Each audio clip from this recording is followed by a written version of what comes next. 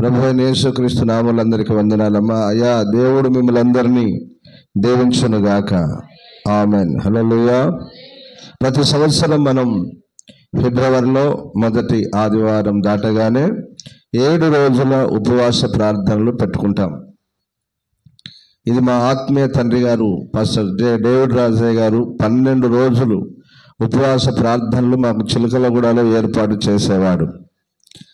ఇక్కడ మేము విలేజ్ ప్రాంతానికి గ్రామాలకు వచ్చాము కనుక ప్రజలు 12 రోజులు ఉంటారో లేదో అనేటువంటి ఒక ఆలోచనతో దీన్ని మేము ఒక వారానికి 7 రోజులకు చేశాం. మొదటి ఆదివారం ముగించగానే సోమవారం నుంచి మళ్ళీ ఆదివారం వరకు ఈ 7 రోజుల ఉపవాస ప్రార్థనలు మా సేవా ప్రారంభం నుంచి నేటికి గత 15 సంవత్సరాలుగా జరుగుతూనే ఉన్నాయి. దేవునికి స్తోత్రం. హల్లెలూయా, హల్లెలూయా. మా పితరులు మాకు నేర్పించిన విధానంగా వారిలో ఒక లెక్కన చూస్తే మేము సగం కూడా చేయట్లేదు, ఒక సగం చేస్తున్నామో లేదు అంతే. వారు నేర్పించిన విధానాలు, ఆ పద్ధతులు, ఆ ప్రార్థన శైలి, దానిలో మేము కొంతవరకే పాటించగలుగుతున్నాం. దేవునికి స్తోత్రం. హల్లెలూయా. బిడ్డలారా, ఈ 7 దినాల ఉపవాస ప్రార్థనలు మనకు ఎప్పుడు జరుగుతూ ఉంటాయి. అది ఈరోజు ప్రారంభించబడుతుంది.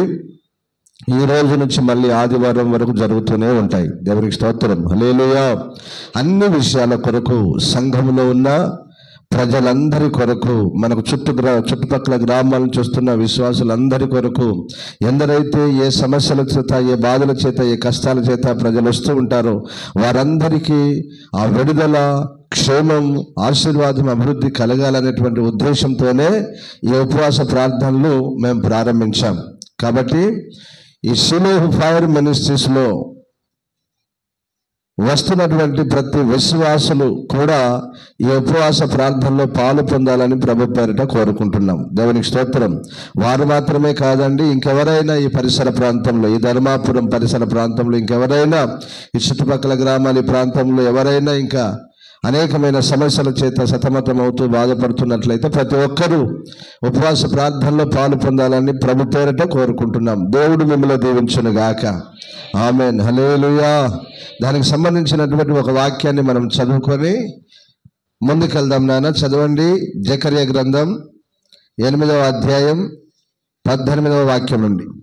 మరియు సైన్యములకు అధిపతియగు యెహోవా వాక్కు నాకు ప్రత్యక్షమై ఇలాగు సెలవిచ్చెను. సైన్యములకు అధిపతియగు యెహోవా ఆజ్ఞ ఇచ్చినదేమనగా, 4వ నెలలోని ఉపవాసము, 5వ నెలలోని ఉపవాసము, 7వ నెలలోని ఉపవాసము, 10వ నెలలోని ఉపవాసము యూదా ఇంటి వారికి సంతోషమును ఉత్సాహమును పుట్టించు మనోహరములైన పండుగలగును. పట్టణముల నివాసులను ఇంకను వత్తురు. ఒక పట్టణపు వారు మరి ఒక పట్టణపు వారి యొద్దకు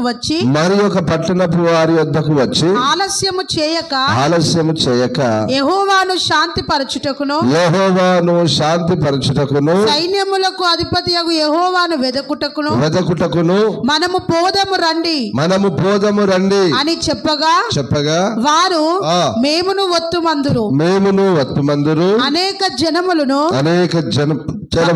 బలము గల జనులను యెరూషలేములో సైన్యములకు అధిపతియగు యెహోవాను వెదుకుటకును యెహోవాను శాంతిపరచుటకును వత్తురు. సైన్యములకు అధిపతియగు యెహోవా సెలవిచ్చినదేమనగా, ఆ దినములలో ఆయా భాషలు మాట్లాడు అన్యజనులలో 10 మంది ఒక యూదుని చెంగు పట్టుకొని దేవుడు మీకు తోడుగా ఉన్నాడను సంగతి మాకు వినబడినది గనుక మేము మీతో కూడా వత్తుమని చెప్పుదురు. ఆమేన్. హల్లెలూయా. దేవుడు మీకు తోడుగా ఉన్నాడని సంగతి మాకు వినబడింది. కాబట్టి అమ్మా, మేము కూడా ప్రార్థనకు వస్తాం, మేము కూడా ఉపవాస ప్రార్థనకు వస్తాం. ఆమేన్. హల్లెలూయా. ఎందుకు? దేవుడు ఉపవాస ప్రార్థన ద్వారా అనేకమైన అద్భుతాలు, ఆశ్చర్య కార్యాలు జరిగిస్తాడు. కనుక ఉపవాస ప్రార్థనలు దేవుని ప్రజలకు ఏంటంటే మనోహరములైన పండుగను. కొందరు ఉపవాస ప్రార్థన అంటే రారు, అలాగనే ఉపవాసంలో పాలు పొందరు. దేవునికి స్తోత్రం, హల్లెలూయా. అది సరైనది కాదు బిడ్డలారా, అది సరైనది కాదు. ఉపవాసం అంటేనే పరిగెత్తాలి, ఉపవాసంలో ఉండుటకు ప్రతిష్ఠించుకోవాలి, సమర్పించుకోవాలి. ఉపవాస ప్రార్థన చేయుటకు దేవుని మందిరంలోనికి పరిగెత్తే దేవుని సన్నిధిలో అనేక విషయాల కొరకు, మన కుటుంబ క్షేమము కొరకు, యావత్ ప్రపంచంలో ఉన్న ప్రజలందరి కొరకు ప్రార్థన చేసేవారిగా ఉండాలి. మనము ప్రతి వారానికి 2 రోజులు, బుధవారము, శనివారం, ఈ 2 రోజులు ఖచ్చితంగా ఉపవాస ప్రార్థనలు సంఘంలో ఏర్పాటు చేసుకుంటున్నాం, జరుగుతూ ఉన్నాయి. దేవునికి స్తోత్రం, హల్లెలూయా. అయితే నేను ఈ ఉపవాస ప్రార్థనలకు, ప్రభువా నీ ప్రజలకు ఏం బోధించాలి, ఏదైనా ఒక అంశం మీద వారికి బోధించాలి, ప్రకటించాలి. మీరు పరిశుద్ధ గ్రంథంలో వ్రాయించినటువంటి అనేక సంగతులు కాస్త పరిశీలనగా మేము తెలుసుకోవాలని ప్రభువును అడిగినప్పుడు ప్రభు నాకు ప్రేరేపణ ఇచ్చాడు. దేని గురించి? ప్రత్యక్ష గుడారం చెప్పాలనే ప్రేరేపణ దేవుడు నాకు అనుగ్రహించాడు. ఆమేన్, హల్లెలూయా. ఏంటి ప్రత్యక్ష గుడారం? ప్రత్యక్ష గుడారం అని దానికి పేరెందుకు వచ్చింది? దేవుడు ఏం కట్టమన్నాడు? తన ప్రజల ఎడల దేవుడు ఏ ఆలోచన చేస్తూ ఉన్నాడు అనేటువంటి సంగతులను మనము ప్రత్యక్ష గుడారం ద్వారా నేర్చుకోబోతున్నాం. ప్రత్యక్ష గుడారం అంటే అర్థం ఏంటి అని మనం ఆలోచన చేస్తే, దేవుడు తానే మనుష్యుల మధ్యలోనికి దిగిరానికి ఒక పరిశుద్ధ స్థలమును దేవుడు ఏర్పాటు చేసుకున్నాడు. ఆమేన్, హల్లెలూయా. నాడు దేవుడు అన్నాడు, నాకు ఒక పరిశుద్ధ స్థలమును నిర్మించు అన్నాడు. నాకు ఒక పరిశుద్ధ స్థలమును నిర్మించు అని దైవజనుడైన మోషేతో చెప్పాడు. ఎందుకు దాన్ని నిర్మించారు అనంటే, దేవుడు తన ప్రజలైనటువంటి ఇజ్రాయేలుతో మాట్లాడుటకు, వారికి ఆజ్ఞలను ఇచ్చుటకు, అలాగనే వారిని సరైన మార్గంలో, చక్కని మార్గంలో నడిపించుటకు, వారి తప్పులు దిద్దుటకు, వారి పక్షంగా శత్రువులతో యుద్ధం చేయుటకు, అలాగనే అరణ్యంలో మార్గమును ఏర్పరచుటకు, అలాగనే దేవుడు యోర్ధన్ను పాయలు చేయుటకు, పాలుతీలు ప్రపంచ దేశంలో 7 జాతులతో యుద్ధం చేసి ఆ ప్రజల్ని ప్రవేశింపజేయుటకు ఆయన ఒక పరిశుద్ధ స్థలమును ఏర్పాటు చేయమని చెప్పాడు. ఆమేన్. ఇంత కార్యాలు జరిగాయి. ప్రత్యక్ష గుడారం నిర్మించిన తర్వాత ఇన్ని కార్యాలు జరిగాయి. దేవుడు వారికి తోడుగా ఉన్నాడు. అరణ్యంలో నడిచాడు వారితో కూడా. వారిని మోసాడని రాయబడింది బైబిల్లో. నా భుజముల మీద వారిని నేను మోసాను అని రాయబడింది. యోర్దాను పాయలు చేశాడు. నిబంధన మందసం ఎత్తుకున్న యాజకుల కాళ్ళు యోర్దాను ఇలాగ తాకగానే యోర్దాను పాయలైపోయింది, 2గా చెల్లింది. అది మందసం యొక్క విలువ. నేను ఈ ప్రత్యక్ష గుడారంలో ఉన్నటువంటి ఒక్కొక్క ఉపకరణం వాటి యొక్క ఆత్మీయ అర్థాలు అనేక విషయాలు నేను మీకు బోధించాలని దేవుని చేత ప్రేరేపించబడ్డాను. బిడ్డలారా, దేవుడు నాకు బయలుపరిచిన కాడికి ప్రత్యక్ష గుడారం గురించి అండి 1000 సంవత్సరాలుగా చెప్తూనే ఉన్నారు. 1000 సంవత్సరాలుగా దాని గురించి పరిశుద్ధులు, మహా గొప్ప పరిశుద్ధులు చెప్తూనే ఉన్నారు. మేము మా ఆత్మీయ తండ్రి గారు పాస్టర్ జే డేవిడ్ రాజు గారు, గొప్ప అపోస్తలుడు, ఉపదేశకుడు, వారు ప్రత్యక్ష గుడారమును బోధించినప్పుడు మేము కొంత విన్నాం.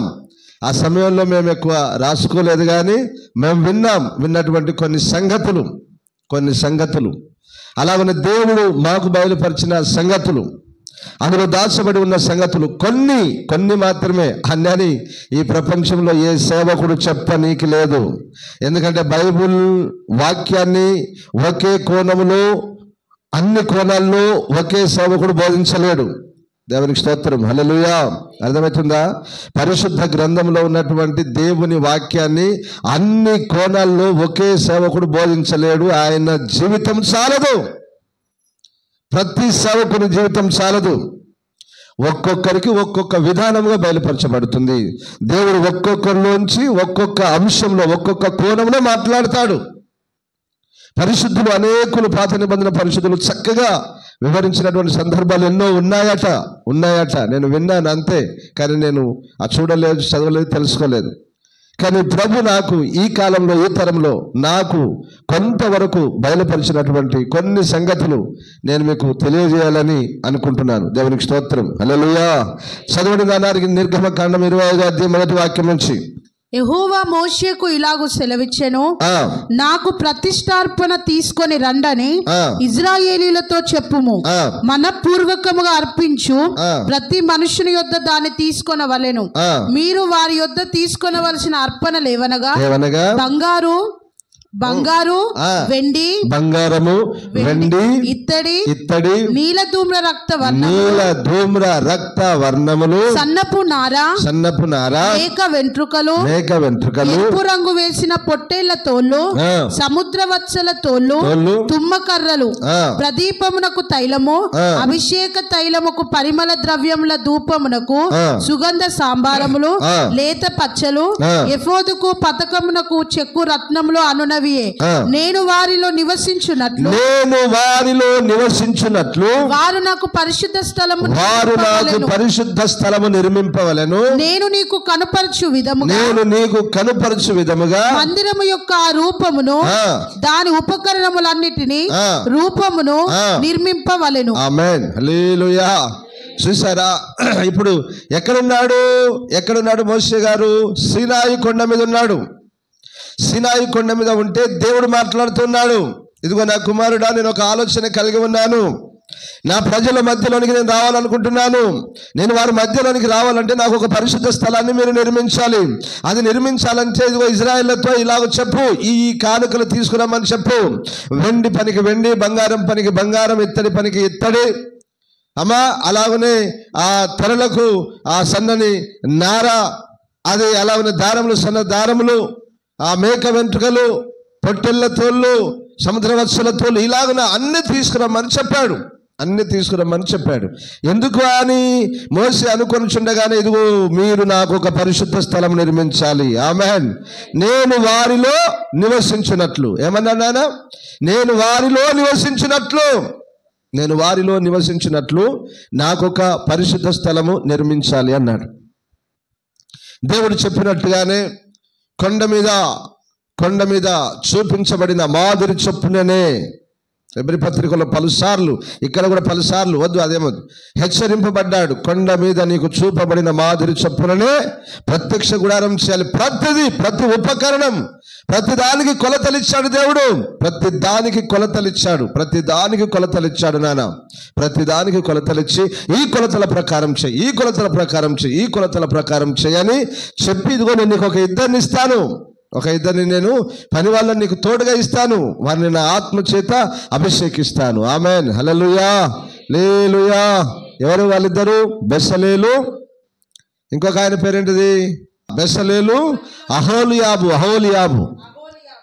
బెసలేలు, అహోలియాబు అనేటువంటి ఇద్దరిని ఇస్తాను. వారి అన్ని పనులు చేస్తారు, వారు నీకు తోడుగా ఉంటారు. జస్ట్ నువ్వు చెప్పు వాళ్ళకు, వాళ్ళు చేసేస్తారు అన్నాడు.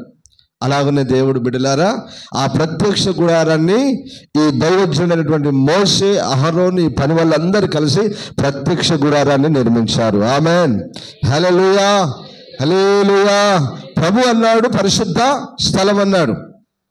దానికి ప్రత్యక్ష గుడారం అని ఎప్పుడు పేరు వచ్చింది అని అంటే, అదే నిర్గమకాండం 33వ అధ్యాయం 7వ వాక్యం చదువునాను.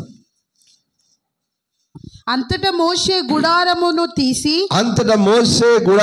తీసి పాలెము వెలుపలికి వెళ్ళి పాలెమునకు దూరముగా దాన్ని వేసి దానికి ప్రత్యక్షపు గుడారమను పేరు పెట్టెను. యెహోవాను వెదికిన ప్రతి వాడును, దేవుని వెదికిన ప్రతి వాడు పాలెమునకు వెలుపలనున్న ప్రత్యక్షపు గుడారమునకు వెళ్ళుచూ వచ్చెను. ఆమేన్. హల్లెలూయా. దేవుడు కావాలన్న ప్రతి వాడు ఎక్కడికి రావాలన్నా చెప్పండి? ఎక్కడికి? ప్రత్యక్ష గుడారం దగ్గరికి. ప్రత్యక్ష గుడారం అనగా దేవుని మందిరం. ఏంటి ప్రత్యక్ష గుడారం అంటే? దేవుని మందిరం. దేవుడు ప్రత్యక్షమవ్వు గుడారం. గుడారం అంటే టెంటు. దేవుడు ప్రత్యక్షమయ్యే గుడారం. దాన్నే దేవుని మందిరముగా సొలొమోను కట్టాడు. దేవునికి స్తోత్రం. హల్లెలూయా, హల్లెలూయా. దైవజనుడైన మోషే మొదటగా ప్రత్యక్ష గుడారంను కట్టాడు. ఆ తర్వాత దేవుని సేవకుడు రాసినటువంటి సొలొమోను మందిరాన్ని కట్టాడు. ఆ తర్వాత పాడైపోతే ఎజ్రా, నెహెమ్యాలు మళ్ళీ మందిరాన్ని కట్టారు. ఆ తర్వాత పాడైపోతే ఒక రాజు చక్రవర్తి కట్టాడు, హేరోదు చక్రవర్తి కట్టాడు. ఆ తర్వాత దాని గురించినటువంటిది ఇప్పటికీ అది అలాగనే ఉంది. అది పడిపోయి ఇప్పుడు అది ఒక డోమ్ ఆఫ్ ది రాక్ అనగా మసీదుగా అది పిలువబడుతుంది. దేవునికి స్తోత్రం. హల్లెలూయా. ఇప్పుడు ఆ దేవుడు ఏం చేశారంటే ఆ మందిరం యొక్క ప్రాముఖ్యతను పక్కన పెట్టేసి, ఎక్కడ 2 లేక 3 నా నామంలో కూడుకొని ఉంటారు అక్కడ నేను దిగి వస్తానని ప్రభు మాట్లాడాడు. ఆమేన్, హల్లెలూయా. రైట్. ఇప్పుడు ఆ ప్రత్యక్ష గుడారం ఎవరు కావాలని దేవుడు కోరుకుంటున్నాడు అంటే మనమే ఆయన ప్రత్యక్ష గుడారం కావాలని కోరుకుంటున్నాడు. ఆమేన్, హల్లెలూయా, హల్లెలూయా. మనమే ఆ ప్రత్యక్ష గుడారం, మనమే ఆ ప్రత్యక్ష గుడారం కావాలని దేవుడు కోరుకుంటున్నాడు. ఇది డెడ్ ఎండ్, ఇది చివరి మాట, ఇది చివరి మాట. కనుక నా ప్రియమైన దేవుని బిడ్డలారా, దేవుడు ప్రత్యక్ష గుడారాన్ని ఎలాగో నిర్మించాడు, ఏ కొలతలతో నిర్మించాడు, వాటిలో ఉన్నటువంటి ప్రాముఖ్యత ఏంటి, వాటిలో ఉన్న ఆత్మీయ అర్థాలు ఏంటి అనేటువంటి కొన్ని విషయాలు మనం తెలుసుకుందాం. నేను మీకు ఒక మాట చెప్తాను, అందరు జాగ్రత్తగా వినండి. దేవుడు మొట్టమొదటగా చేయమనేది ఏంటంటే నిబంధన మందస్సం. ఏం చేయమన్నాడు దేవుడు? మొట్టమొదటిగా నిబంధన మందస్సం చేయమన్నాడు. రెండవదిగా ఏం చేయమన్నాడు? కరుణాపీఠం చేయమన్నాడు. మూడవదిగా ఏం చేయమన్నాడు? దీపవృక్షం చేయమన్నాడు. నాలుగవదిగా మందిరము తెరలు చేయన్నాడు. మందిరం తెరలు, మందిరం నిర్మించే విధానం, మందిరం చేయన్నాడు. తెరలు తుమ్మకర్రలతో చెయ్యి అన్నాడు. దేవునికి స్తోత్రం. హల్లెలూయా. నాలుగవది దీపవృక్షము, 5వదిగా మందిరాన్ని చేయమన్నాడు, 6వదిగా బలిపీఠం చేయమన్నాడు, 7వదిగా ఆవరణం ఏర్పాటు చేయమన్నాడు, 8వదిగా ధూప వేదికను చేయమన్నాడు, 9వదిగా గంగాళమును చేయమన్నాడు. దీనికి సంబంధించిన రిఫరెన్స్ అన్ని ఇక్కడ ఉన్నాయి. అర్థమవుతుందా? ఆ తర్వాత ధూపం వేయుటకు దానికి సంబంధించిన అవన్నీ చేయమన్నాడు. ధూప ద్రవ్యములను చేయమన్నాడు. ఆ తర్వాత సేవకులను అభిషేకించుటకు ప్రతిష్ఠ తైలం చేయమన్నాడు. దేవునికి స్తోత్రం. హల్లెలూయా, హల్లెలూయా. ఇలా ఉన్న అనేకం ఒకటి తర్వాత ఒకటి దేవుడు చేయమన్నాడు. అయితే బైబిల్లో వ్రాయబడ్డట్టుగా మొదటగా నిబంధన మందసం అన్నాడు కదా, నిబంధన మందసం అన్నాడు. ఆ తర్వాత ఏమన్నాడు? కరుణాపీఠం, సన్నిధి, రొట్టెల బల్ల, దీపవృక్షం. ఇలాగ పైనుంచి లోపల నుంచి యేసుప్రభు ఎక్కడి నుంచి వచ్చాడు అక్కడ మీరు చూస్తే నిబంధన మందసం, ధూపవేదిక, దీపవృక్షం. ఇటు చూస్తే ఏముంటాయండి అక్కడ? బలిపీఠం, గంగాళం, సన్నిధి, రొట్టెల బల్ల. అర్థమవుతుందా? ఈ మధ్యలో మనకు కనపడేది మందిరం, అక్కడ తెరలు, ఇది మందిరం పరిశుద్ధ స్థలం, అది పరిశుద్ధ స్థలం. ఇక్కడ కింద మందిరం యొక్క నమూనా ఇచ్చాడు, దాని ఆవరణము ఇట్లా కింద ఇచ్చాడు. ఇదంతా ఈ పట్టం ఇంత పెద్దగా నేను వేయించి ఎందుకు చెప్తున్నానంటే మీకు అర్థం కానికి చెప్తున్నాను. దేవునికి స్తోత్రం. హల్లెలూయా. అని ఇప్పుడు దేవుడు ఏం చేయమన్నాడంటే లోపల నుంచి వెలుపలికి చేయమన్నాడు. మందసం ఎక్కడ పెట్టాలి? అతి పరిశుద్ధ స్థలంలో పెట్టాలి. మందసం ఎక్కడ పెట్టాలన్నా? అతి పరిశుద్ధ స్థలంలో పెట్టాలి. అలాగనే దీపవృక్షము, ధూపవేదిక, సముఖపు రొట్టెల బల్ల ఎక్కడ పెట్టాలి? పరిశుద్ధ స్థలములో పెట్టాలి. ఓకేనా? అలాగనే బలిపీఠము, గంగాళం ఎక్కడ పెట్టాలి? ఆవరణములో పెట్టాలి. ఆవరణములో పెట్టాలి. వాటి చుట్టూ ఏం కట్టాలి? తెరలతో ఆవరణమును ఏర్పరచాలి. తెరలతో ఆవరణమును ఏర్పరచాలి. దేవునికి స్తోత్రం. హల్లెలూయా. దేవుడు లోపల నుండి బయటకు వచ్చాడు. లోపల నుంచి అతి పరిశుద్ధ స్థలం నుంచి బయటకు వచ్చాడు. అయితే నేను మీ అందరికీ చెప్పాలనుకున్నది ఏంటంటే మనము వెలుపల నుంచి లోపలికి వెళ్దాం. అంతేనా కదా? ఎక్కడి నుంచి అంటే ప్రారంభం నుంచి, వెలుపల నుంచి లోపలికి వెళ్దాం. మనం మహిమ వరకు వెళ్దాం. ఈ బైబిల్ స్టడీని అలాగనే నేను కంటిన్యూ చేయాలని నేను అనుకుంటున్నాను. దేవునికి స్తోత్రం. హల్లెలూయా, హల్లెలూయా. కాబట్టి మొట్టమొదటగా మనకు కనిపించేది కిందిది ఏంటంటే ఆవరణము. కిందిది కనిపించేది ఏంటి? ఇదంతా ఆవరణం, ఆవరణం, ఆవరణం. ఇక్కడ రెండో దాంట్లో కూడా రాయబడింది ఏంటిది? ఇక్కడ ఆవరణం, ఆవరణం అని రాశాడు. ఆవరణం అని రాశాడు. మొట్టమొదటిగా మనము ఆ తెరలు ద్వారం దాటగానే కనిపించేది ఆవరణం. ఇప్పుడు ఈ మందిరానికి చుట్టూ ఉంది కదా, ఈ స్థలాన్ని ఏమంటాం మనం? ఈ ఖాళీ ప్లేస్ అంతా ఏమంటాం? ఇదంతా ఆవరణం. అంటే ప్రతి ఇంటికి ఆవరణం ఉండాలి, ప్రతి మందిరానికి కూడా ఏముండాలి? ఆవరణం ఉండాలి. ప్రతి మందిరానికి ఆవరణం ఉండాలి, ప్రతి ఇంటికి కూడా ఆవరణం ఉండాలి. ఇది సిస్టమ్, దేవుని యొక్క ప్రణాళిక, ఆలోచన. దేవుడు ఈ ఆవరణమును ఎందుకు నిర్మించమన్నాడు? దేవుడు ఈ ఆవరణమును ఎందుకు నిర్మించమన్నాడు? ఆవరణము యొక్క ప్రాముఖ్యత ఏంటి? ఆవరణములో ఏమున్నది? ఆమేన్, హల్లెలూయా, హల్లెలూయా. రైట్ బిడ్డలారా, ఈరోజు మనము ఆవరణమును గురించి నేర్చుకుందాం. దేని గురించి? ఆవరణమును గురించి నేర్చుకుందాం. చదవండి ఇప్పుడు 36వ నిర్గమకాండ 36వ అధ్యాయము, క్షమించండి, 27వ అధ్యాయం 9వ వాక్యం నుంచి. మరియు నీవు మందిరమునకు ఆవరణమును ఏర్పరచవలెను. కుడివైపున అనగా దక్షిణ దిక్కున ఆవరణముగా 100 మూరల పొడుగు గలదై పేనిన సన్ననార యవనికలు ఒక ప్రక్కకు ఉండవలెను. దాని 20 స్తంభములను వాటి 20 దిమ్మలను ఇత్తడివి. ఆ స్తంభముల వంకులను వాటి పెండెబద్దలను వెండివి. అట్లే పొడుగులో ఉత్తర దిక్కున 100 మూరల పొడుగు గల యవనికలు ఉండవలెను. దాని 20 స్తంభములను వాటి 20 దిమ్మలు ఇత్తడివి. ఆ స్తంభముల వంకులను వాటి పెండె బద్దలను వెండివి. పడమటి దిక్కున ఆవరణపు వెడల్పు కొరకు 50 మూరల యవనికలు ఉండవలెను. 50 మూరల యవనికలు ఉండవలెను. వాటి స్తంభములు 10, వాటి దిమ్మలు 10. తూర్పు వైపున అనగా ఉదయ దిక్కున ఆవరణపు వెడల్పు 50 మూరలు. ఒక ప్రక్కను 15 మూరల యవనికలు ఉండవలెను. వాటి స్తంభములు 3, వాటి దిమ్మలు 3. రెండవ ప్రక్కను 15 మూరల యవనికలు ఉండవలెను. వాటి స్తంభములు 3, వాటి దిమ్మలు 3. ఆవరణపు ద్వారమునకు నీలధూమ్ర రక్తవర్ణములు గల 20 మూరల తెరలుండవలెను. అది పేనిన సన్ననారతో చిత్రకారుని పనిగా ఉండవలెను. దాని స్తంభములు 4, దాని దిమ్మలు 4. ఆవరణము చుట్టున్న స్తంభములన్నీ వెండి పెండెబద్దలు కలవి. వాటి వంకులు వెండి, వాటి దిమ్మలు ఇత్తడి. ఆవరణపు పొడుగు 100 మూరలు, దాని వెడల్పు 50 మూరలు, దాని ఎత్తు 5 మూరలు. అవి పేనిన సన్ననారని, వాటి దిమ్మలు ఇత్తడివి. మందిర సంబంధమైన సేవోపకరణములన్నీయు మేకులన్నీయు ఆవరణపు మేకులన్నీయు ఇత్తడివై ఉండవలెను. హల్లెలూయా. ఇది మొట్టమొదటగా మనం మందిరం దగ్గరికి వెళ్ళాలి అనుకున్నప్పుడు కనపడేది ఏంటంటే ఆవరణం. మందిరం దగ్గరికి వెళ్ళాలి అనుకున్నప్పుడు ఏంటి కనబడుతుంది? ఆవరణం. ఈ ఆవరణాన్ని ఎలాగూ దేవుడు నిర్మించాడు అనేది కొలతలు చెప్తున్నాడు. 100 మూరలు 50 మూరల వెడల్పు, 100 మూరల పొడవు 50 మూరల వెడల్పు. ఒక మూర అంటే అర్థం ఎంత? ఒక మూర అంటే ఎన్ని ఫీట్లు? ఫీట్నర. ఒక మూర అంటే ఫీట్నర. ఇప్పుడు ఇంచుమించు మీరు చెప్పండి, 100 ఫీట్లు 100 అర్థాలు 50 అంటే 150 ఫీట్ల పొడవు. వెడల్పు 50 అంటే 50 ఫీట్లు 50 అర్థాలు 20, 75 ఫీట్ల వెడల్పు. ఇది చుట్టూ ఆవరణం ఏర్పాటు చేసింది.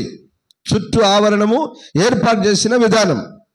ఈ ఆవరణము మధ్యలో ఏం చేశాడు? దేవుని మందిరాన్ని వేశాడు. దేవునికి స్తోత్రం, హల్లెలూయా, హల్లెలూయా. రైట్. ఇప్పుడు ఈ ఆవరణము దేవుడు ఎందుకు ఏర్పాటు చేయమన్నాడు? ఆవరణం యొక్క ప్రాముఖ్యత ఏంటి? అసలు ఆవరణంలో ఎవరుండాలి, ఏముండాలి? దేవునికి స్తోత్రం, హల్లెలూయా. మొదటగా మనం గమనించినట్లయితే 2 ఉంటాయి ఉపకరణములు. ఏంటిది? ఒకటి బలిపీఠము, రెండవది ఇత్తడి గంగాలం. ఒకటి బలిపీఠము, రెండవది ఇత్తడి గంగాలం. బలిపీఠము సమర్పణకు సూచన, ఇత్తడి గంగాలం శుద్ధీకరణకు సూచన. ఇవి రెండింటి తర్వాతనే మనం లోపలికి వెళ్తాం. ప్రధాన యాజకుడు వెళ్తారు పరిశుద్ధ స్థలం వరకు. ప్రధాన యాజకుడు అతి పరిశుద్ధ స్థలంలో ప్రవేశిస్తాడు. దేవునికి స్తోత్రం, హల్లెలూయా. సంవత్సరానికి ఒకసారి వెళ్తాడు. ఇది సేవా క్రమం. ఈరోజు నేను సేవకులకు మాత్రమే కాక ప్రజలందరికీ తెలియజేయాలి అని అనుకుంటున్నాను కనుక ఇది ఇద్దరికి వర్తించినట్లుగా బోధించాలి అనుకుంటున్నాను. దేవునికి స్తోత్రం. హల్లెలూయా, హల్లెలూయా. మంచిది. ఇప్పుడు ఆవరణంలోనికి మనం వస్తూ ఉన్నప్పుడు ఈ లోకంలో పాపం చేసిన ప్రతి ఒక్కరు ఏం పట్టుకురావాలి లోపలికి? ఆవరణంలోనికి వస్తున్న వారు ఎలాగూ రావాలి? ఏం పట్టుకొని రావాలి? బలి అర్పించుటకు బలి పశువును తీసుకురావాలి. ఆమేన్, హల్లెలూయా, హల్లెలూయా. బలి అర్పించుటకు బలి పశువును తీసుకొని రావాలి. యాజకుడు ఏం చేయాలి? బలి పశువు మీద చేతులుంచి ప్రార్థించాలి. దాన్ని అర్పించాలి. అర్పించిన తర్వాత దాన్ని బలిపీఠం మీద వేయాలి, కాల్చాలి. ఆ బూడిద తీసేం చేయాలి? ఆ పాపి మీద చల్లాలి. ఆ పాపికి ఇలాగున్న పాప విమోచన కలుగుద్దని లేఖనాలు సెలవిస్తున్నాయి. దేవునికి స్తోత్రం. హల్లెలూయా, హల్లెలూయా. ఇది అంతా ఎక్కడ జరుగుతుంది? ఆవరణంలో జరుగుతుంది.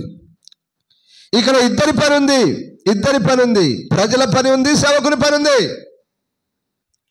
ప్రజల పని ఉంది, సేవకుని పని ఉంది. ప్రతిదినం, ప్రతి క్షణం, ఎప్పటికైనా ఏ సమయంలో దేవుని మందిరానికి వెళ్ళాలనిపించినా ప్రతి ఒక్కరూ రావాల్సిందే దేవుని మందిరం దగ్గరికి. అంటే ప్రతి ఒక్కరూ అప్పుడు ఈ పాత నిబంధన కాలంలో ఎక్కడ ఉన్నారంటే వారు ఆవరణంలోనే ఉండాలి. ప్రజలు అసలు ఎంత గొప్ప దేవుడు మన దేవుడు. ప్రజలందరూ ఎక్కడ ఉండాలి? ఆవరణంలోనే ఉండాలి. యాజకుడు పరిశుద్ధ స్థలం, అతి పరిశుద్ధ స్థలం. ఆవరణంలో ప్రజలు నిలిచి ఉంటే దైవజనుడు వచ్చి మాట్లాడి ప్రార్థన చేసి పంపించాలి. వారి పాప క్షమాపణ కొరకు ఏం చేయాలి? బలులు అర్పించాలి. అంత మాత్రమే కాదు, ఈ యాజకుడు కూడా బలిని ఆవరణంలోనే తినాలట.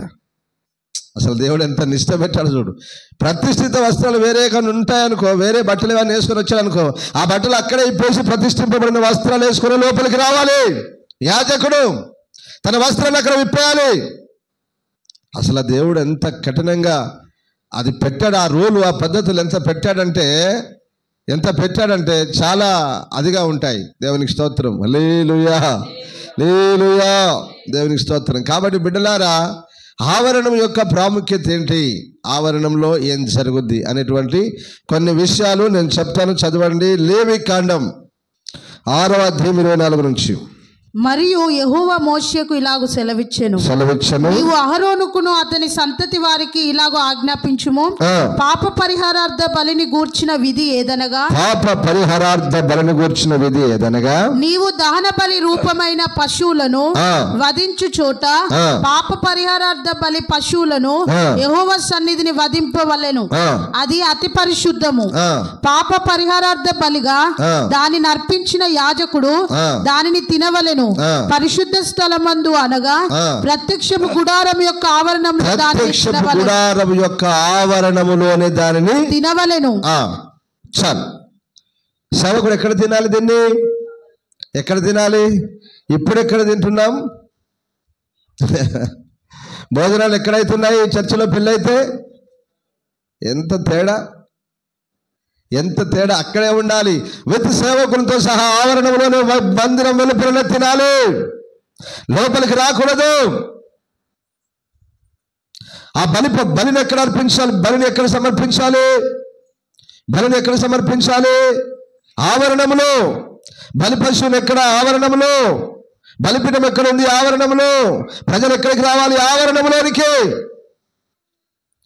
పాపము చేయు ప్రతివాడు, దేవుని యొద్దకు రావాలనుకున్న ప్రతివారు, పాపక్షమాపణ పొందాలనుకున్న ప్రతివారు ప్రత్యక్ష గుడారం యొక్క ఆవరణం ఎదుటికి రావాలి. ఆమేన్, హల్లెలూయా. ఆవరణంలో నిలబడాలి. యాజకులు, సేవకులు కూడా ఆవరణంలో సేవ చేయాలి. ఆమేన్. ఏంటి ఆవరణంలో వారి సేవ? బలులు అర్పించాలి. బలిపీఠం మీద బలులు అర్పించాలి. ప్రజలందరి పాపక్షమాపణ కొరకు బలులు అర్పించాలి. అంత మాత్రమే కాదు, వారు కూడా లోపలికి రావాలంటే కాళ్ళు చేతులు కడుక్కొని తమను తాము శుద్ధీకరించుకొని లోపలికి రావాలి. ఇది సేవా నియమం. అలాగే విశ్వాస నియమం ఏంటి? ప్రజల నియమం ఏంటి? దేవుని ఆవరణంలోనికి ప్రతి ఒక్కరూ రావాలి. హల్లెలూయా. విశ్రాంతి దినం ఎక్కడికి రావాలి? విశ్రాంతి దినం ఎక్కడికి రావాలి? ఆవరణం, దేవుని మందిరం యొద్ద. అప్పుడు పాత లోపలికి వెళ్ళకూడదు కనుక ఆవరణంలో నిలబడాలి,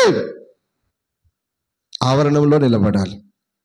దాని గురించి దావీదు అనేక పాటలు పాడాడండి, అనేక విషయాలు చెప్పాడు. ఆయన అనేక విషయాలు చెప్పాడు. దేవునికి స్తోత్రం. హల్లెలూయా, హల్లెలూయా. ఈ ఆవరణంలో రెండవది వచ్చి ఏం చేయాలంటే ప్రార్థన చేయాలంట. ఒకటి బలులు అర్పించాలి, రెండవది ప్రార్థన చేయాలి. చదవండి దినవృత్తాంతాల గ్రంథం, రెండవ దినవృత్తాంతాలు 6:13. 6:13 లేదా? తాను చేయించిన 5 మూరల పొడవును 5 మూరల వెడల్పును 3 మూరల ఎత్తును గల ఇత్తడి చప్పరమును. చప్పరం అంటే ఒక ఇట్లా చేసుకున్నాడు ఆయన. ఇత్తడితో ఒక ప్లేట్ లాగా చేసుకున్నాడు, ఒక ప్లేట్ లాగా చేసుకున్నాడు ఇత్తడి చప్పరమును ముంగిటి ఆవరణము నందుంచి. ఎక్కడ ఉంచాడు దాన్ని? సొలొమోను రాజైన మందిరము కట్టిన తర్వాత అక్కడ ముందు చేయించి దీన్ని పెట్టాడు. పెట్టి ఆవరణమునందు ఉంచి దాని మీద నిలిచి ఉండి సమాజముగా కూడి ఉన్న ఇశ్రాయేలీయులందరి ఎదుటను మోకాల్లోనే చేతులు ఆకాశం వైపు చాపి సొలొమోను ఇట్లని ప్రార్థన చేశాను. అందరూ ఆమేన్ చెప్పండి. హల్లెలూయా. దేవుని ఆవరణంలోనికి వచ్చిన వారు ఒకటి బలులు అర్పించిన తర్వాత రెండోది ఏం చేయాలి? వారు ఏం చేయాలంటే రెండోదిగా బలి అంటేనే ప్రార్థన, బలి అంటేనే ప్రార్థన. దీన్నే దైవజనులు, దీన్నే రాజు అది అక్కడ రాస్తున్నారు. ఏమనంటే దినవృత్తాంతాలు రాస్తున్నాడు. ఏమనంటే ఈయన 2 చేతులు ఆకాశం వైపు పెట్టి ప్రార్థన చేశాడు ప్రజల కొరకు. ప్రభువా, వారు మీ సన్నిధిలోనికి వచ్చినప్పుడు వారి మనవులు ఆలకించండి, వారి ప్రార్థన అంగీకరించండి, ఇదిగో ఈ ప్రజలు దీవించండి ప్రభువా, ఆశీర్వదించండి ప్రభు అని ప్రార్థన చేయడం ప్రారంభించాడు. మందిరానికి వెళ్దామంటే ఒక్కొక్కరికి చాలా బద్ధకం. మందిరాలకు రావాలంటే, మందిర ఆవరణంలోనికి రావాలంటే, మందిరంలోనికి రావాలంటే చాలా ఇబ్బంది పడుతున్నారు ఈ లోకంలో చాలా మంది క్రైస్తవులు. బైబిల్ సెలవిస్తుంది బిడ్డలారా, దేవుని మందిరమును, దేవుని సన్నిధిని, దేవుని ఆవరణంలో విడవరాదు. ఆమేన్, హల్లెలూయా, హల్లెలూయా. ఒకటి బలి అర్పించాలి, రెండవది ఏం చేయాలంటే ప్రార్థన చేయాలి. రెండవది ఏం చేయాలన్నా? ప్రార్థన, ప్రార్థన, ప్రార్థన. ఇంట్లో చేసుకోకూడదా పాస్టర్ గారు? చేసుకోవచ్చమ్మా, చేసుకోవచ్చు. కానీ సొలొమోను ఏమని ప్రార్థన చేశాడు? దేవా, నీ మందిరములోనికి వచ్చి వారు ప్రార్థన చేసినప్పుడు వారి ప్రార్థన మనవులను ఆలకించి అంగీకరించి వారికి జవాబు దయచేయమని ప్రార్థన చేశాడు. ఆమేన్, హల్లెలూయా, హల్లెలూయా. దేవుని మందిర ఆవరణములోనికి రావాలి. మందిర ఆవరణంలో మనము ఒకటి బలి అర్పించాలి, రెండవది ప్రార్థన చేయాలి. ఆమేన్. మూడవది ఏంటి? చదవండి, కీర్తన 135:2. యెహోవా మందిరములో మన దేవుని మందిరపు ఆవరణములలో నిలుచుండు వారలారా యెహోవాను స్తుతించుడి. ఆమేన్. దేవుని మందిరపు ఆవరణంలో నిలుచుండు వారలారా యెహోవాను స్తుతించండి, ఆరాధించండి, ఘనపరచండి, కృతజ్ఞతాస్తుతులు చెల్లించండి. ఎక్కడుండి నానా? నా బాధ ఏంటంటే ఒక్కొక్కరు దేవుని మందిరానికి రాకుండా, దేవుని సన్నిధిలోనికి రాకుండా, ఇంట్లో ఉండి ప్రార్థనలు చేస్తూ, ఇంట్లో ఉండి జూమ్లో ఉంటూ, ఇంట్లో ఉండి కృతజ్ఞతాస్తుతులు చెల్లిస్తున్నావయ్యా, మేము ప్రార్థన చేస్తున్నాం, వాక్యాన్ని వింటున్నామని ఇంట్లో తిని పడుకుంటూ కాలు జాపుకొని పడుకొని చూస్తున్నారు, పడుకొని వింటున్నారు వాక్యాన్ని. భయం లేదు వారికి, భయం ఏమీ లేదు వారికి. ఎక్కడికి రావాలని కోరుకుంటున్నారు దేవుడు తన ప్రజలని? ఎక్కడికి రావాలని కోరుకుంటున్నాడండి? దేవుడు ఎందుకు నిర్మించమన్నాడు పరిశుద్ధ స్థలాన్ని? ఎందుకు కట్టమన్నాడు ప్రత్యక్ష గుడారాన్ని? ఎందుకు కట్టమన్నాడు మందిరాన్ని? ఎందుకు కట్టమన్నాడు మందిరాన్ని? ఇప్పుడు ఎవరింట్లో వాడుండి ఆ జూమ్లో కనెక్ట్ అయితే పాస్టర్ గారు ఇంట్లో ఉండి వాక్యం చెప్తే సరిపోతుంది కదా. మరి సంఘంగా ఎందుకు కూడుకోవాలి? సమాజంగా ఎందుకు కూడుకోవాలి? అందరూ ఆర్భాటముతో, శబ్దములతో దేవుని స్తుతించి, మోగు తాళములతో ఎందుకు స్తుతించాలి, ఆరాధించాలి? ఎందుకు ఆరాధించమన్నాడు? దేవుడు ఆరాధనకు ఒక క్రమాన్ని నియమించాడు కదా, ప్రార్థనకు ఒక క్రమాన్ని నియమించాడు కదా. నువ్వు ఎక్కడ ఆరాధించాలి, ఎక్కడ స్తుతించాలి, ఎక్కడ ప్రార్థించాలి, ఎక్కడ నీకు వాక్యం ప్రకటింపబడుతుందనే సంగతులన్నీ నీకు తెలియజేశాడు కదా. రావాలా వద్దా దేవుని మందిరానికి? రావాలా వద్దా దేవుని ఆరాధనకి? రావాలి. దేవుని మందిర ఆవరణంలో నిలుచుండు వారలారా యెహోవాను స్తుతించండి. ఆమేన్, హల్లెలూయా, హల్లెలూయా. అంటే ఇంట్లో ఉండి స్తుతించడం కాదు, వీధిలో స్తుతించడం కాదు, దేవుని మందిరపు ఆవరణం ఎదుటికి వచ్చి దేవుని స్తుతించాలి. హల్లెలూయా. ఇది పాత నిబంధన, ఇది పాత నిబంధన కాలంలో చెప్పబడింది. ఇప్పుడు ఎక్కడికి రావాలి? నువ్వు నేరుగా మందిరంలోనికి రావాలి, దేవుని ఆవరణంలో నివసించాలి, మందిరంలోనే ఉండి దేవుని ఆ కార్యాలన్నీ అనుభవించాలి. దేవుని సన్నిధిని విడిచి తిరుగుతున్నారు. ఇది ఎంతవరకు న్యాయమో, ఎంతవరకు ఇది మంచి పద్ధతితో క్రైస్తవులే ఆలోచించాలి. దేవునికి స్తోత్రం, హల్లెలూయా, హల్లెలూయా. నువ్వు దేవుని ప్రత్యక్ష గుడారంలోనికి వెళ్ళాలి అంటే మొదటగా నీకు ఎదురయ్యేది ఆవరణం. ఆవరణం, ఆ ఆవరణమును ఎలాగో నిర్మించాడో, ఇంకా నేను లోపలికి పోలేదు, జస్ట్ ఆవరణం కొలత, ఆవరణం గురించి చెప్తున్నాను. ఆవరణ నిర్మాణం చెప్పట్లేదు మీకు ఇప్పుడు, ఆవరణం యొక్క నిర్మాణం చెప్పట్లేదు. ఆవరణం ఎందుకు నిర్మించాలి, ఎందుకు దేవుడు ఏ ఉద్దేశంతో నిర్మించాడు, ఆవరణంలో ఎవరుండాలి, ఆవరణంలో ఎవరుండాలి, ఆవరణంలో ఉంటే కలిగే ఆశీర్వాదాలు ఏంటి, ఇవి నేను చెప్తున్నాను. హల్లెలూయా, హల్లెలూయా. కాబట్టి బిడ్డలారా, మనము దేవుని మందిరాన్ని విడవరాదు. లేరంటారా? జూమ్లో కనెక్ట్ అయ్యే ప్రజలు లేరంటారా? దేవుని మందిరానికి వెళ్ళకుండా ఇంట్లోనే ఉండి పరిస్థితులన్నీ బాగా ఉన్నా, వాతావరణం సహకరించినా, అన్ని అనుకూలంగా ఉన్నా దేవుని మందిరానికి వెళ్ళకుండా ఆ సెల్లులోనే ఆ జూమ్లోనే కనెక్ట్ అయ్యే ప్రజలు లేరంటారా? ఉన్నారండి, ఉన్నారు. బిడ్డలారా, మీ అందరికీ ప్రభు పేరిట నేను చెప్తున్నాను, జాగ్రత్త. దేవుని సన్నిధిలోనికి వెళ్ళని వానికి, దేవుని ఆవరణంలో నిలవని వానికి, దేవుని మందిరంలోనికి వెళ్ళని వానికి ఖచ్చితంగా ఏ దీవెన, ఏ ఆశీర్వాదం దొరకదు. ఒకవేళ నువ్వు బ్రతుకుతుండొచ్చు, ఆస్తి పాస్తులు సంపాదిస్తుండొచ్చు, బాగానే ఉంటుండొచ్చు, కానీ పరలోక సంబంధమైన ఏ దీవెన నీకు దొరకదు. ఆమె చెప్పలేదు మీరు? లోక సంబంధమైన ఏ దీవెన దొరకదు, ఆత్మ సంబంధమైన ఆశీర్వాదం ఏది నీకు దొరకదు. జాగ్రత్త. ఎంతకాలం పడుకుంటావు ఇంట్లో, ఎంతకాలం ఉంటావు ఇంట్లో, ఎంతకాలం అసలు చూస్తావు? వెళ్ళు మందిరానికి, దేవుని సన్నిధికి వెళ్ళు. కాబట్టి బిడ్డలారా, మీరు కూడా చెప్తున్నాను, దేవుని సన్నిధిని అలక్ష్యం చేయరాదు, దేవుని మందిరాన్ని ఎవరు అలక్ష్యం చేయకూడదు. ఆమేన్. నిత్యము ఆయన ఆవరణంలో నిలబడాలి. పల్లెనప్పుడు ఎక్కడికి వెళ్ళాలిరా? ఈ పక్క ఊళ్ళో చూడు, పక్క ఊళ్ళో పనులను ముగించుకుంటారా? చక్కగా మందిరానికి వెళ్తారు. ఒక రీపిల్లర్ పట్టుకొని, మరొక రాపిల్లర్ పట్టుకొని, ఇంకొక రీపు ఏడుస్తూ ప్రార్థన చేస్తూనే ఉంటారు. దేవునికి స్తోత్రం, హల్లెలూయా, హల్లెలూయా. మంచిది. ఇంకొకటి చదువున యిర్మీయా గ్రంథం, ఆ యిర్మీయా 19వ అధ్యాయం 14-15 వాక్యాలు. ఈ జనులు నా మాటలు వినకుండా మొండికి తిరిగి ఉన్నారు గనుక ఈ పట్టణమును గూర్చి నేను చెప్పిన కీడంతయు దాని మీదికి, దానితో సంబంధించిన పట్టణములన్నిటి మీదికి రప్పించుచున్నాను. ఆమేన్. మందిరపు ఆవరణములో ఏం జరుగుతుంది?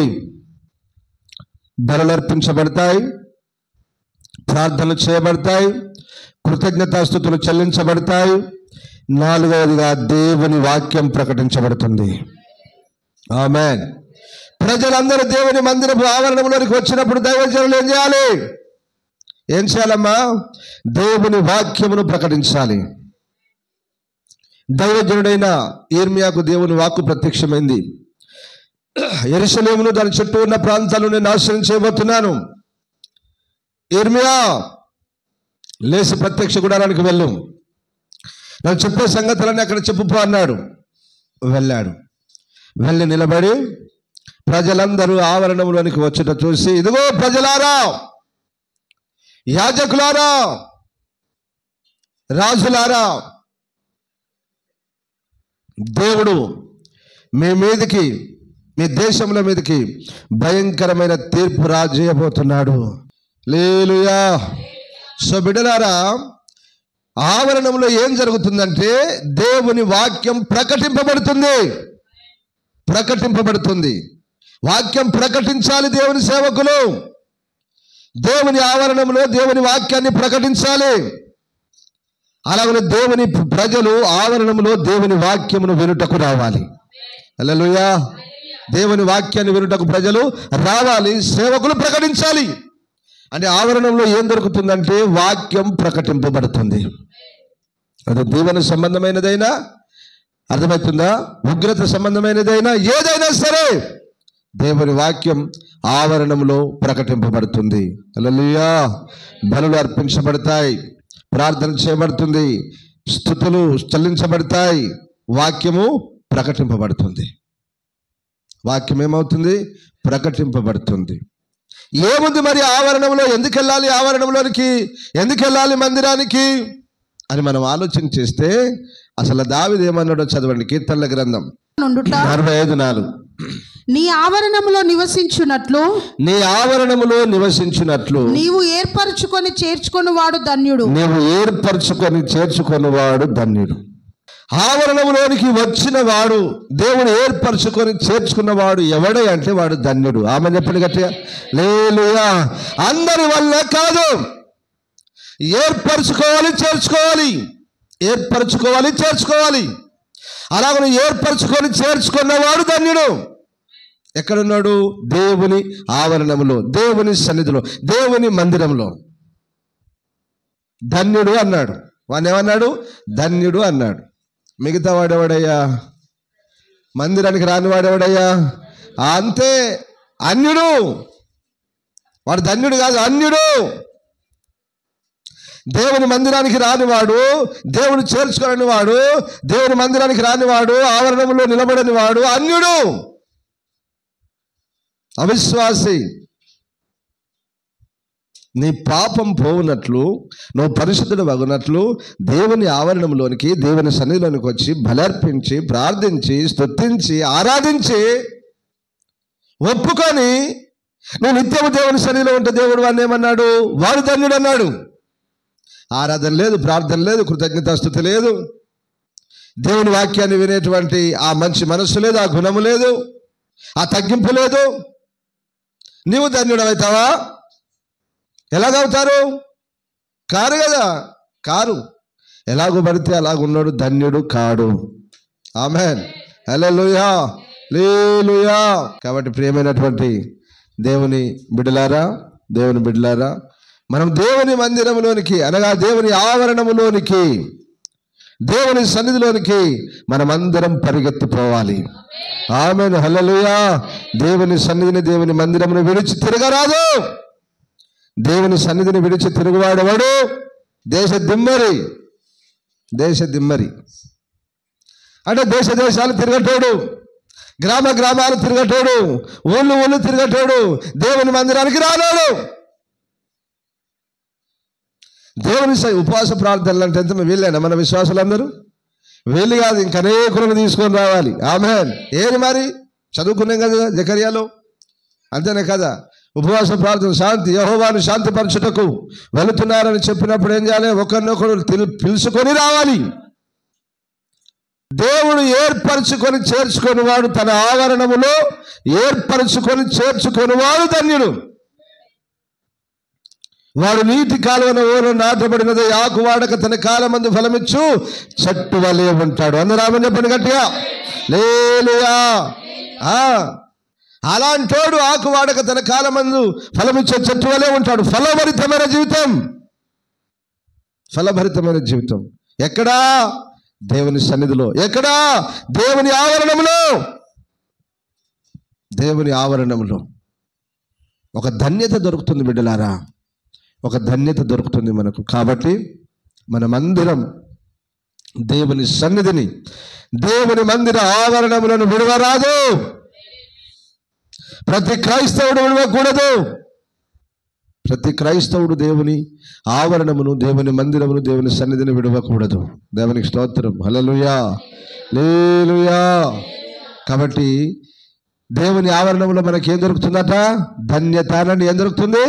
ధన్యత. ఏర్పరచుకొని చేర్చుకున్నాడు కనుక నువ్వు ధన్యుడు. రైట్. మళ్ళీ ఏం దొరుకుతుంది? చదువు అదే కీర్తనల గ్రంథం 84:10. నీ ఆవరణములలో 84:10. నీ ఆవరణములో ఒక దినము గడుపుట 1000 దినముల కంటే శ్రేష్టము. భక్తిహీనుల గుడారములలో నివసించుట కంటే నా దేవుని మందిర ద్వారం వద్ద నుండుట నాకు ఇష్టము. ఆమేన్. హల్లెలూయా. ఏరి ఇలాంటి పరిశుద్ధులేరి, ఇలాంటి నీతిమంతులేరి, నీ మందిర ద్వారం వద్ద నివసించుట నాకు ఇష్టం. ఇలాంటి క్రైస్తవులు లేరండి. ఇలాంటి క్రైస్తవులు లేరు బిడ్డలారా. అసలు మందిరానికి తాళం వేయొద్దు. ఎప్పుడు దేవుని ప్రజలు దేవుని మందిరంలోనికి, దేవుని సన్నిధిలోనికి వస్తూ ప్రార్థన చేస్తూ వెళ్తూనే ఉండాలి. ఏమన్నాడు కీర్తనకారుడు? ఏమన్నాడు? 10వ వాక్యంలో ఏమన్నాడు? నీ ఆవరణములలో 1 దినము గడుపుట శ్రేష్టం. 1000 దినాల కంటే 1000 దినాల కంటే అంటే 1000 దినం 1 దినమును వస్తే ఎన్ని దినాల ఆశీర్వాదం నీకు? 1000 దినాల ఆశీర్వాదం. ఇప్పుడు దేవుని మందిరానికి రాకుండా, దేవుని ఆవరణలో నిలబడకుండా, దేవుని సన్నిధిని విడిచి వెళ్తున్నావు అంటే ఎన్ని దినాల ఆశీర్వాదాన్ని కోల్పోతున్నావు? ఎన్ని దినాల కృపను కోల్పోతున్నావు? ఎన్ని దినాల దేవుని దయను కోల్పోతున్నావు? మరి లాస్ట్కి ఏమవుతావు నువ్వు? లాస్ట్కి ఏమవుతారు మీరు? అసలు ఏం సంపాదించుకోవాలని పరిగెడుతున్నారు? దేవుని సన్నిధిని విడిచి, దేవుని మందిరమును, దేవుని ఆవరణను విడిచి ఏం సంపాదించుకోవాలని పరిగెడుతున్నావు మానవుడా? ఎక్కడుండాలి సార్ నువ్వు? ఖాళీ దొరికినప్పుడు ఎక్కడుండాలి? దేవుని మందిర ఆవరణములో, దేవుని సన్నిధిలో.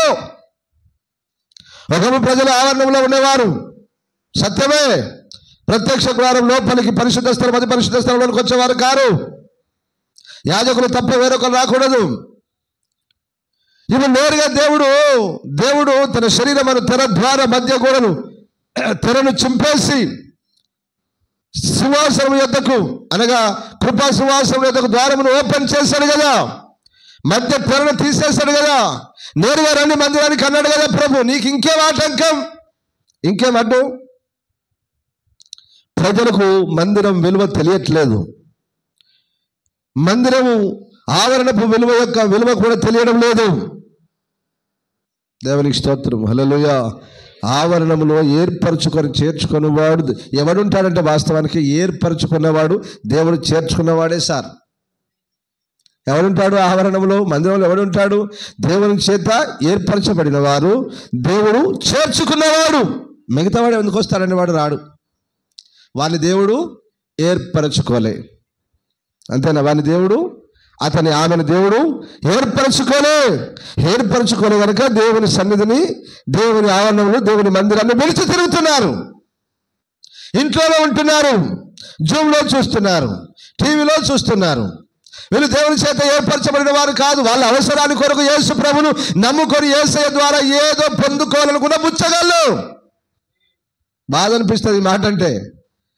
అయ్యా, దేవుడు నా కొడుకులు ఆశీర్వదించాలి, దేవుడు నా పిల్లలు ఆశీర్వదించాలి, నేను అందుకే దేవుని నమ్ముకున్నానయ్యా, నేను ఎక్కడున్నా దేవుని ఆరాధిస్తున్నా. ఇంట్లో పడుకొని ఆరాధించు, ఇంట్లో పడుకొని ఆరాధించు. పడుకో, కాళ్ళు జాబి పడుకొని టీవీని ఆ గోడ కొట్టుకొని చూడు. 20,000 30,000 టీవీని పెట్టుకొని, ఎంత మా టీవీ, ఎంత ఎల్ఈడి టీవీ, ఓ 30,000 టీవీని కొనుక్కొని గోడకు పెట్టుకొని అన్ని పాస్తలు ఒకరి తర్వాత ఒకరి ఛానల్ మార్చు, ఒక ఛానల్ తర్వాత ఒక ఛానల్ మార్చుకుంటూ చూసుకో. ఇంట్లో పడుకొని మళ్ళీ అంటుంది మేము క్రైస్తవులమేనండి. దుర్మార్గురాలా, నువ్వు క్రైస్తవులు వాళ్ళంటే ఎలా క్రైస్తవురాలివి? ఎవడు క్రైస్తవుడు? ఇంట్లో తిని పడుకొని హాయిగా సమయం దొరికినప్పుడు టీవీ చూస్తాడా? టీవీలో వాక్యం ఏంటాడా క్రైస్తవుడు? ఎవరు సార్ నిజమైన క్రైస్తవుడు? క్రైస్తవుడు అన్నవాడు క్రీస్తును వెంబడించువాడు. ఒకడు నన్ను ప్రేమించిన యెడల నన్ను సేవించాలి, నన్ను సేవించువాడు నన్ను వెంబడించాలి. ఇదిరా వాక్యం, ఇదిరా వాక్యం. ఇంట్లో పడుకొని మందిరంలోకి రాకుండా, మందిర ఆవరణంలో లేకుండా, ఇంట్లో ఉండి జూమ్లో కనెక్ట్ అవుతూ నేను దేవుని బిడ్డను అంటావారా? దరిద్రుడా, దేవునికి స్తోత్రం. హల్లెలూయా, హల్లెలూయా. ఇలాంటి దరిద్రులు ఎంతమంది ఉన్నారు, ఇలాంటి దరిద్రులు ఎంతమంది ఉన్నారు లోకంలో. అందుకని నేను అంటాను, ఎందుకు నమ్ముకున్నావమ్మా దేవుణ్ణి? దేవుని ఎందుకు నమ్ముకున్నావు? దేవుని ఎందుకు నమ్ముకున్నావు అంటే ఏమంటారు? అయ్యా మేము బాగుండాలని, మా పిల్లలు బాగుండాలని, ఆర్థిక స్థితులు మెరుగవ్వాలని, మా అవసరతలు పరలోకం వెళ్ళాలని గురితో ఎవరు చెప్పరు? ఈ మీటింగ్స్కు జనాలు పరిగెడతారే, పెద్ద పెద్ద మందిరాలకి పరిగెడతారే, ఆ ఫంక్షన్ హాల్లకు పరిగెడుతున్నారే, ఎందుకు వెళ్తున్నాడు వాడు? అసలు వానికి పరలోక రాజ్యం వెళ్ళాలనే ఒక గురితో వెళ్తున్నాడు వాడు. అవి మందిరాలు కాదు, అవి ఫంక్షన్ హాళ్ళు. దేవునికి స్తోత్రం. హల్లెలూయా. ఆ కొత్త నిబంధనలో ప్రభు అన్నాడు కదా, ఎక్కడ 2-3 నా నామములో చేరి ఉంటారు వారి మధ్యలో నేను ఉంటున్నాను కదండి దేవుడు. అవును సార్, ఉంటాడు, మంచిదే, ఉంటాడు. అక్కడ ఎవరు ఉండాలి మరి? అక్కడ ఎవరు ఉండాలి? నువ్వు ఫంక్షన్లో పెడతావో, వీధిలో పెడతావో, ఇంకెక్కడ పెడతావో నాకు తెలియదు. అక్కడ ఎవరు ఉండాలి? ఎవరుండి మాట్లాడాలి? పరదా మాట్లాడాలా? టీవీ మాట్లాడాలా? సినిమా మాట్లాడాలా? ఇలాగ అనుకుంటే నీకంటే మొనగాళ్ళు మస్తు మంది ఉన్నారు ఈ ప్రపంచంలో. అన్ని చోట్ల టీవీలు పెట్టుకొని, అన్ని దేశ విదేశాల్లో టీవీలు పెట్టుకొని ఇంట్లో కూర్చొని వాక్యం చెప్పేవారు మస్తు మంది ఉన్నారు. ప్రజల రోగాలు వస్తే ఎవరు ప్రార్థన చేయాలి? సమస్యలు ఉంటే ఎవరు ప్రార్థన చేయాలి? ఎవరు పరామర్శించాలి? ఎవరు హౌస్ విజిటింగ్ చేయాలి? ఇదంతా చాలామంది తెలివి తక్కువ వాళ్ళు అవసరానికి విచ్చలవిడిగా జీవిస్తూ అవసరానికి మందిరానికి వెళ్తున్నారు, వస్తున్నారు. అనగా దేవుని సన్నిధికి ఎక్కడ జరిగితే అక్కడికి వెళ్తున్నారు, వస్తున్నారు. వారి పనులు వారియే, వారి విచ్చలవిడి జీవితం వారిదే, వారి అలంకరణ వారిదే, వారు ఎవరితో పడితే తిరగడం వారిదే. ఇవన్నీ ఉన్నాయి లోకంలో. అడిగేటోడేవాడు ఇవన్నీ. ఆ ఫంక్షన్ హాల్కి పోతే నువ్వు ఎవరిని తీసుకొని పోయినావు? అడిగేటోడేవాడు. నువ్వు ఎవరిని తీసుకొని పోయినావు? వాడికి ప్రార్థన పేరు అని చెప్పి ఎవరిని తీసుకొని పోయినాము?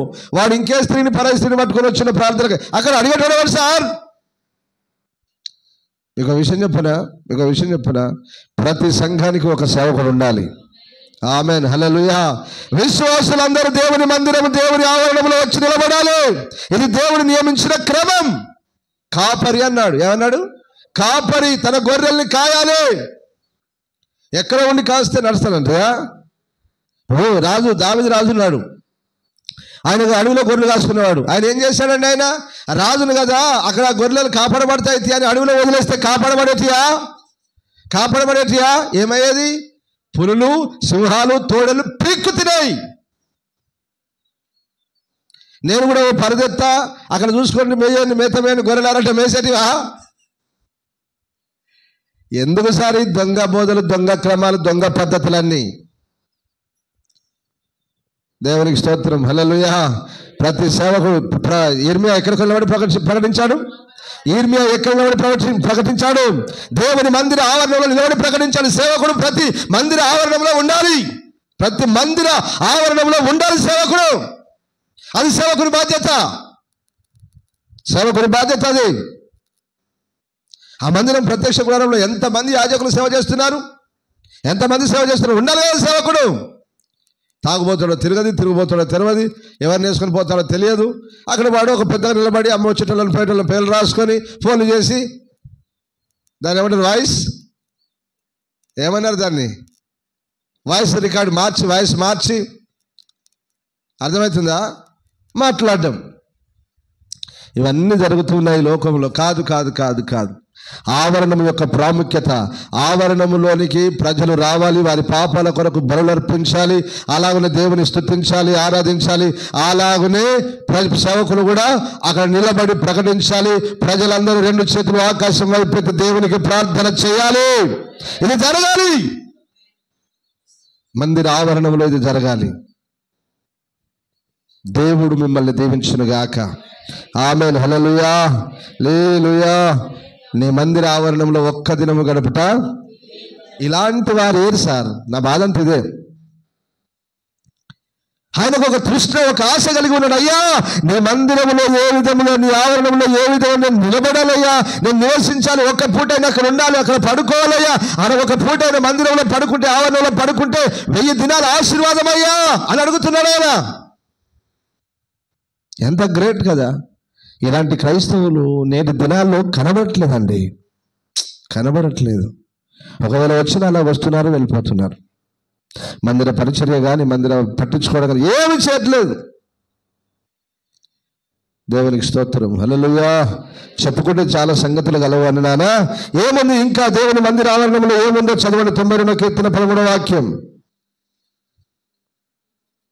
యెహోవా మందిరములో నాటబడిన వారై వారు మన దేవుని ఆవరణములలో వర్తిల్లుదురు. ఆమేన్, హల్లెలూయా. మరేమవుతారట? వారు మన దేవుని ఆవరణంలో వర్తిల్లుతారు.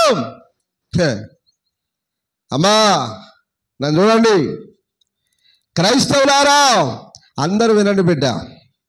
నువ్వు ఇంట్లో పడుకుంటే వర్ధిల్లవు నాన్న. ఒరే దొంగ, అమ్మా మూర్ఖురాలా, తెలియదొక్క మూర్ఖురాలా, విను బిడ్డ. ఇంట్లో జూములో చూసుకుంటా పడుకుంటా వాక్యం వింటా అంటే వర్ధిల్లవు. ఎక్కడ వర్ధిల్లుతామని దేవుని వాక్యం చెప్తుంది, విని జాగ్రత్తగా చదువు గట్టిగా. మళ్ళా యెహోవా మందిరములో నాటబడిన వారై వారు మన దేవుని ఆవరణములో వర్ధిల్లుదురు. నువ్వు వర్ధిల్లాలంటే దేవుని మందిరానికి రావాలి, దేవుని ఆవరణంలో ఉండాలి, ఊడవాలి, పరిచర్య చేయాలి. ఎవరికి లేదు రోషం ఇక్కడ. దీవించబడాలి పాస్టర్ గారు, ఆశీర్వదింపబడాలి. పడుకో, తిని ఇంట్లో తిని పడుకో, బజార్లు తిరుగు, ఊర్లు తిరుగు, ఈ పెళ్లికి ఆ సావుకు ఈ ఫంక్షన్కు దాంట్లో తిరుగు. వీడు వర్ధిల్లాలట. మళ్ళీ వీడు ఈ దొంగలంతా ఎట్లా వర్ధిల్లుతారు సార్ వీళ్ళు? దేవుని సన్నిధిని. కుటుంబ యజమానుడు అనేవాడు చాలా ప్రాముఖ్యం, గుర్తుపెట్టుకున్నాను. కుటుంబ యజమానుడు యజమానురాలు అనేది చాలా ప్రాముఖ్యం. ఇద్దరు మీరిద్దరు ఖచ్చితంగా మందిరంలో నిలబడాలి. మీరంతా మీరు నిలబడితేనే మీ కుటుంబాలు వర్ధిల్లుతాయి, ఆశీర్వదింపబడతాయి. ఆమేన్, హల్లెలూయా. భార్య వస్తే భర్త రాడు, భర్త వస్తే భార్య రాడు. తిరుగుడు, ఊళ్ళు ఎగేసుకొని తిరుగుతారు. సావుల కాడ వెళ్ళి, ఫంక్షన్ల కాడ వెళ్ళి, పెళ్ళిళ్ళ కాడ వీళ్ళకి మామూలుగా ఉండవు. మళ్ళా వీళ్ళకి మామూలుగా ఉండదు. ఇంట్లో సరిగా తిండికే ఉండదు, కానీ మామూలు ఉండదు. వీళ్ళ డ్రెస్సింగ్ కోడ్, వీళ్ళ హైఫై, వీళ్ళ పద్ధతి, వీళ్ళ మామూలుగా ఉండదు సార్. అమ్మగారు మామూలు ఉండదు. అందుకనే పాత వాళ్ళు సామెతలు ఉత్తగా చెప్పలేదండి. ఏమి లేనోనికి ఏతుల్లా వానికి బాగా హెచ్చులు బాగా చెప్పుకుంటాడు. ఏమి లేని ఆకు ఎగిరెగిరి పడుతుంది, అన్ని ఉన్న ఆకు. అరే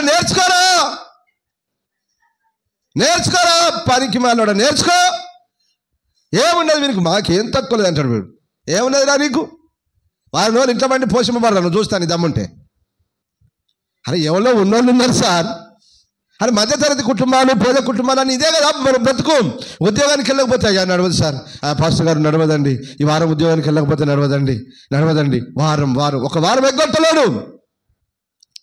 పాల బిల్లు, కరెంటు బిల్లు, ఇంటి బిల్లు, అంతేనా? చిట్టీలు వారానికి 3-4 చిట్టీలు కట్టలేక తక్కాయించిపోతున్నారు ఒక్కొక్కడు. ఇక్కడ తక్కాయించిపోతున్నారు ఒక్కొక్కడు.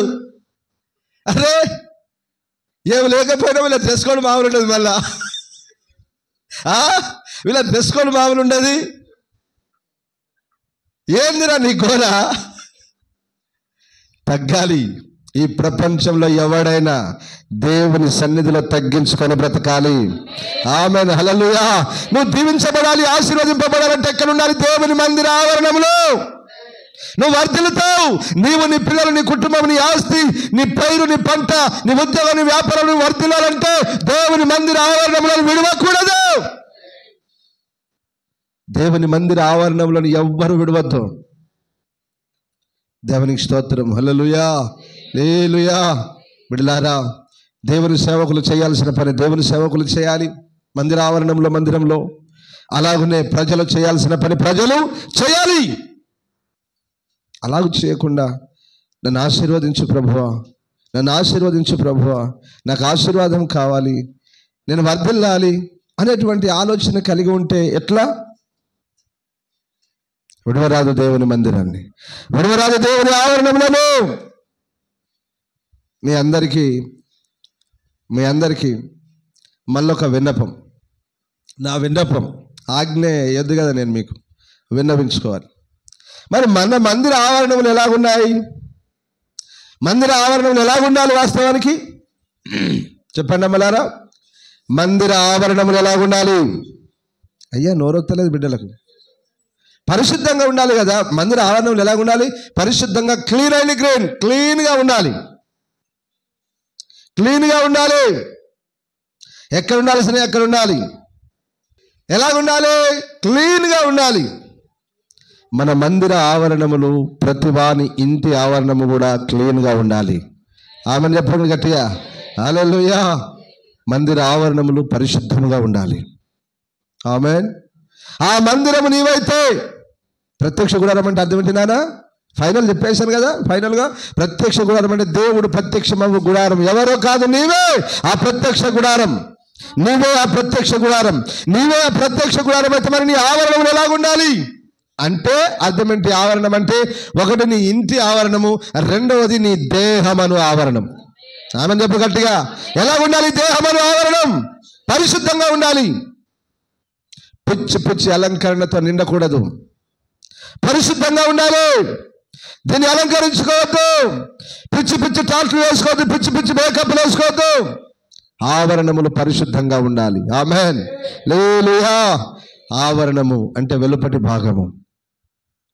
మందిరముకు వెలుపటి భాగము అనగా ప్రత్యక్ష గుడారం నీవైతే నీకు వెలుపటి భాగం, నీ దేహం పరిశుద్ధంగా ఉండాలి. కాబట్టి బిడ్డలారా, దేవుని ఆవరణములోనికి వచ్చిన ప్రతి పాపి నీతిమంతుడిగా బలులు అర్పించడం ద్వారా నీతిమంతుడిగా తీర్చబడతాడు. ప్రతి ఒక్కరూ దేవుని సన్నిధిలో ఆవరణంలో ప్రతి ఒక్కరు బలులు అర్పించాలి. కృతజ్ఞతాస్తుతులు చెల్లించాలి. ప్రార్థన చేయాలి. దైవజనులు పాపుల కొరకు ప్రార్థన చేయాలి. బూడిదను చల్లాలి. పాప ప్రక్షాళన జరిగించాలి. ఎవరు చేయట్లేదు. యాజకులు ఉన్నారు, సేవకులు. సమయం దాటిపోయింది, ఏం చేస్తాం? ఇది సేవకులది కాదు కనుక చెప్తున్నాను. అందుకనే సేవకులది కాదు. సేవకులది అయితే చెప్పేవాడిని. మరి సేవకులది అయితే ఈ వైపే బోధంతా, ఉపదేశం అంతా ఆ వైపే. సేవకుడు పాపి కొరకు ఏం చేయాలి సార్? సేవకుని యొక్క పాపాన్ని ప్రక్షాళన చేయాలి. అంటే ఏం చేయాలి? ఎద్దు మీద చేయబెట్టాలి, బలి అర్పించాలి. బలిపీఠం మీద బలి పశువుని పెట్టి ఆ తర్వాత కాళ్ళ బూడిదని తీసి పాపి మీద ఏం చేయాలి? చల్లాలి. అంటే పాపాన్ని పోగొట్టాలి. అంతేనే కదా? పాపాన్ని పోగొట్టాలంటే ఇప్పుడు దేని ద్వారా పోగొట్టాలి? ఇప్పుడు దేని ద్వారా? యేసు రక్తం ద్వారా. ఇంకోటి చెప్పు, వాక్యము ద్వారా. వాక్యము ద్వారా పాప ప్రక్షాళన ప్రతి వ్యక్తికి జరిగించాలి. ఆమేన్. ఇది సేవకులు చేయాల్సిన పని. దేవుని ఆవరణంలో వారు చేయాల్సిన పని. పాప ప్రక్షాళన చేయాలి. చేతులెత్తి ప్రార్థించాలి. వాక్యాన్ని ప్రకటించాలి. తీర్పుని గురించి, నీతిని గురించి, జరగబోతున్న కార్యాలన్నిటి గురించి ప్రకటించాలి. దైవజనులు చేయాల్సిన కార్యం ఎక్కడ? దేవుని ఆవరణంలో, దేవుని మందిరంలో. ఏం చెప్పాడు? దేవుడు నిన్ను దీవిస్తాడు బిడ్డ, ఆశీర్వదిస్తున్నాడు బిడ్డ అని చెప్పాడా? ఏం చెప్పాడమ్మా? ఇశ్రాయేలు పరిశులారా, మీ మీదకి దేవుని ఉగ్రత రాబోతుంది. దేవుని తీర్పు రాబోతుంది. మీ మీదకి, మీ చుట్టూ ఉన్న ప్రాంతాల పట్టణాల్లో మీకు ఉగ్రత రాబోతుంది. జాగ్రత్త, మీ బ్రతుకులు మార్చుకోండి. దేవుని వైపు తిరగడం ప్రకటించాలి సార్. ఇలాంటి సేవకులేరండి. ఇర్మియాలోని సేవకులేరి కొడతారో ఏమో, జైల్లో వేస్తారో భయం. దైవజనుడా, ఈ ప్రపంచంలో నువ్వు దేవునికి తప్ప ఎవరికి భయపడద్దు. ఆమేన్. హల్లెలూయా. పాపిని వారి పాప ప్రక్షాళన జరిగించాలి. అలాగనే వాక్యాన్ని ప్రకటించాలి. వారి కొరకు ప్రార్థన చేయాలి. ప్రకటించాలి. వాక్యాన్ని ప్రార్థన చేయాలి. అన్నీ జరగాలి. అన్నీ జరగాలి. వాడు ఏదైనా ఇష్టం ఇక్కడ తినాలి. అంతే మన పని. కనుక నా ప్రేమైన దేవుని బిడ్డలారా, దేవుని ఆవరణములో ఒక విశ్వాస చేయాల్సిన బాధ్యత, పనులు, ఒక సేవకుడు చేయాల్సిన పనులు అన్నీ. కనుక దేవుని సన్నిధిని విడవకండి. దేవుని ఆవరణములను మరవకండి. ఆమేన్. తప్పకుండా ప్రతి వారు క్రమం తప్పకుండా దేవుని ఆవరణములో నిలుచుదుము గాక. దేవుని మందిరంలో, దేవుని సన్నిధిలో నిలుచుదుము గాక. దేవుడి మాటలు మనందరి వెనుకలో దీవించి ఆశీర్వదించి ఫలింపజేయును గాక. ఆమేన్. మోకరించని ప్రార్థన చేసుకుందాం.